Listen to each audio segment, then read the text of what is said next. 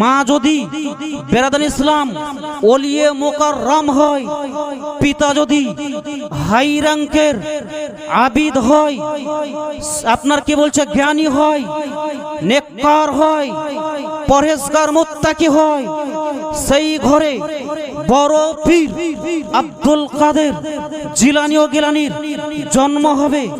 যদি বেরাদান ইসলাম বাপ যদি আপনার 1500 কেতাবের রাইটার বা লেখক হয়, 1 শতাব্দীর মুজাদ্দিদ হয়, মা যদি হাজিয়ে মুকাররম হয়, আলেমা হয়, মুহতারামা হয়, তাহলে সেই ঘরে ভারতের মুফতি আজম হিন্দ জন্ম নিবে।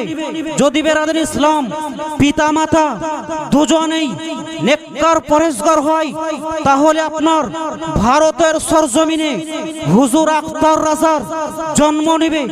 ঘরে ঘরে বেরাদার ইসলাম পিতা যদি আলেমে দিন হয়, মা যদি আপনার তাসবিহ তাহলিল করা ইবাদতকারী বান্দাগীকারী হয়, তাহলে সেই ঘরে 1 শতাব্দীর মুজাদ্দিদ আলা হযরত পয়দা হবে। যার জন্য ইনারা মহিলা মাদ্রাসা খুলেছেন। কবি কাজী নজরুল ইসলাম বলছেন, মায়ের কোল হচ্ছে প্রাথমিক বিদ্যালয়।